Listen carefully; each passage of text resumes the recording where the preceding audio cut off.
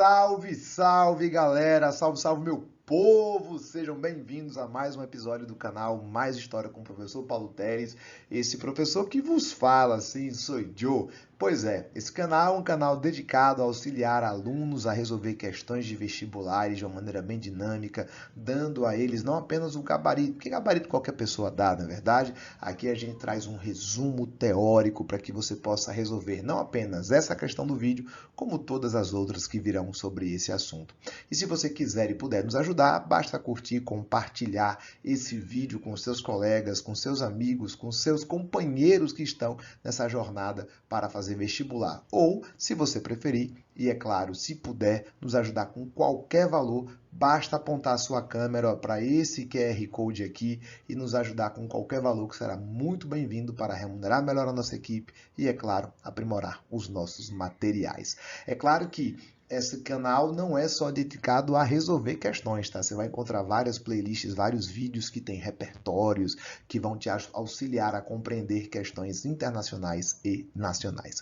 Sem mais enrolações, vamos falar do vestibular da Unicamp, vestibular que está quentinho, acabou de acontecer.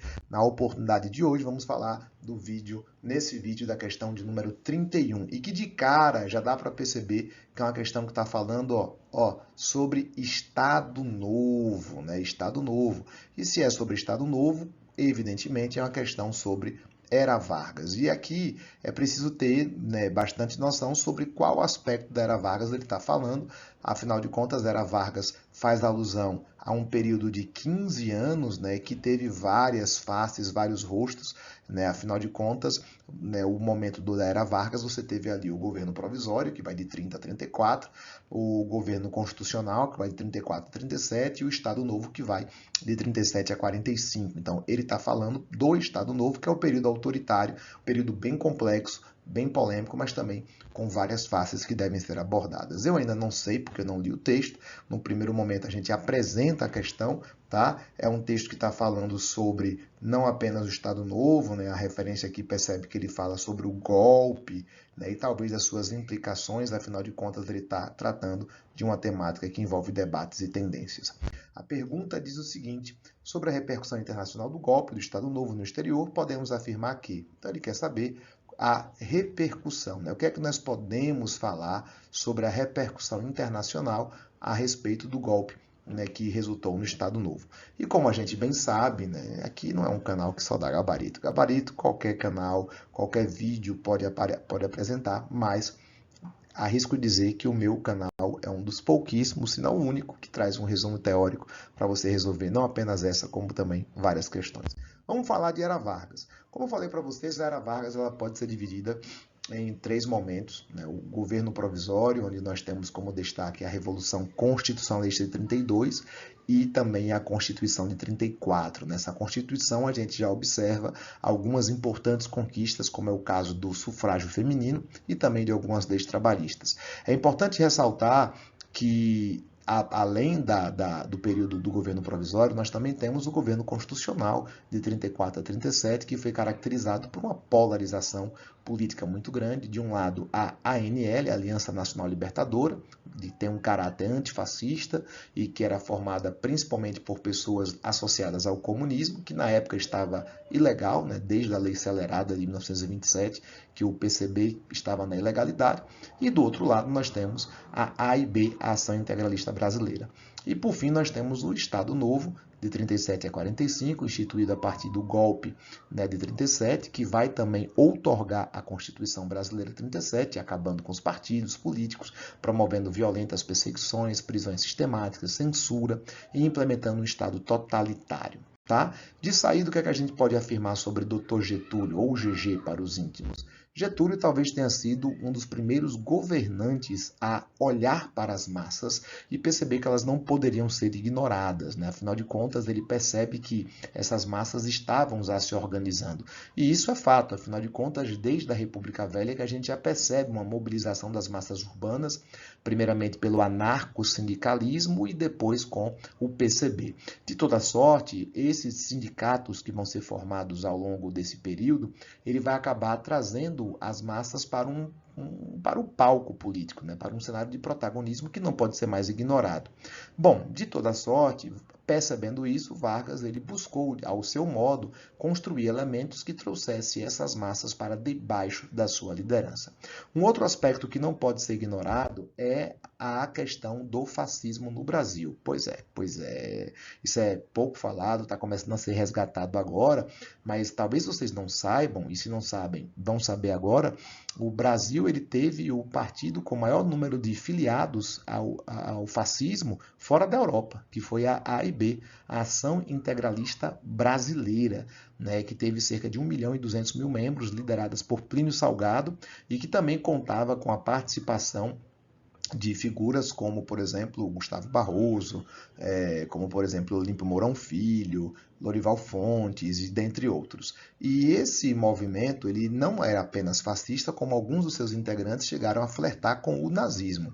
E então, aquelas características associadas, por exemplo, ao totalitarismo, né, como a gente pode perceber aqui no símbolo do Anauê, o somatório, o culto ao personalismo, aqui nós temos a figura do Plínio Salgado, o líder do movimento, na questão do militarismo, como também temos aqui nessa imagem, ela é muito forte. Totalitarismo, militarismo, anticomunismo, culto ao personalismo, nacionalismo, muito forte. Tá? Plínio Salgado mobilizou dezenas, centenas de pessoas, milhares de pessoas pelo Brasil e inclusive contou com o envolvimento de muitos militares. Mas, Paulo, Vargas era fascista porque, se eu não me engano, Vargas chegou ao poder a partir de um golpe. Sim, um golpe que foi articulado por um capitão do exército, na época, né, depois vai virar general, Olímpio Mourão Filho. Olímpio Mourão Filho era afiliado à AIB, ele era, sim, associado à AIB, e ele era, sim, fascista, e ele ajudou, sim, Vargas a chegar ao poder a partir do golpe de 37. Mas nós não podemos dizer que Vargas era fascista, tá? Por quê? Podemos dizer que Vargas era esperto. Como assim esperto? Vargas ele vai se utilizar dos fascistas para combater os comunistas e depois vai descartá-lo. As perseguições políticas que Vargas promoveu durante o Estado Novo foi contra todo e qualquer grupo que se opusesse a ele, inclusive aqueles que ajudaram ele a chegar ao poder. Mas, Paulo, eu lembro que Vargas contou com Lorival Fontes. Lorival Fontes era declaradamente fascista, né? Inclusive foi diretor do DIP, do Departamento de Imprensa e Propaganda. Vargas contou com a participação de Filinto Miller, que era chefe do DOPS, né? Responsável pela prisão e deportação da Olga Benário, que vai acabar falecendo. Né? Filinto Miller, inclusive, juntamente com Pedro de Góes Monteiro, chegaram a elogiar o sistema nazista. E ainda falando sobre a atuação do Departamento de Imprensa e Propaganda, do DIP, nós percebemos uma grande influência dos mecanismos de propaganda que o DIP realizou na propaganda que Getúlio fez a respeito da construção da sua imagem. Pois é, mas ainda assim, a gente não pode dizer que Vargas era fascista. Por quê? Porque Vargas ele não tem uma ideologia definida. Vargas não tem um partido específico. Vargas não promoveu uma campanha militarista, Vargas não tinha grupos paramilitares. O que Vargas era um demagogo, né? E o elemento que ele tem próximo dos movimentos fascistas é o anticomunismo, afinal de contas, Vargas era de uma linha ideológica próxima da direita, Vargas era anticomunista, Vargas era conservador, Vargas era nacionalista, exacerbadamente nacionalista, e durante o Estado Novo chegou a ser totalitário, mas isso não configura como um indivíduo fascista, afinal de contas, o seu governo tinha muitas nuances e, consequentemente, o aspecto da imagem política do Vargas ela é muito complexa para ser classificada em apenas uma categoria. Pois bem, então vamos para o texto, né?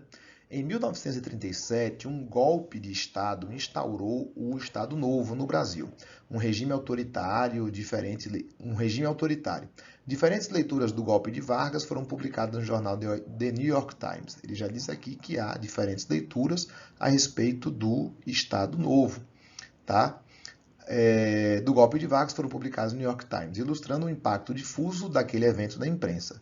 De um lado, escrevendo da Argentina, o chefe dos correspondentes da América Latina, John White, afirmou o caráter pseudo-fascista, cara diretamente da Argentina, né? A Argentina tem um grupo chamado GOL, que era o grupo dos oficiais unidos, que era nazista, tá?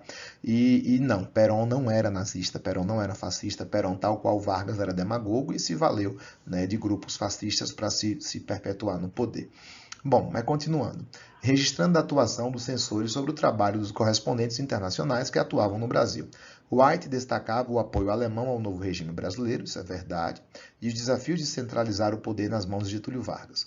Do outro lado, Frank Garcia, correspondente do New York Times, que atuava então no Brasil, comentou: "Eu posso dizer que, embora tenha havido censura, eu não tive dificuldades em enviar matérias ao The New York Times." E isso também é verdade, afinal de contas, ao longo do Estado Novo e principalmente durante a Segunda Guerra Mundial, Vargas se alinhou aos Estados Unidos e, de maneira completamente contraditória, lutou na Segunda Guerra Mundial contra as forças do eixo, né, contra o fascismo.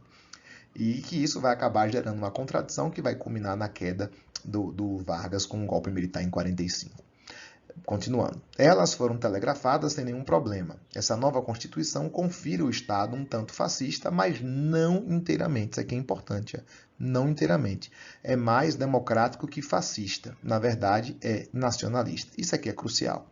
Na verdade, é nacionalista. Tá?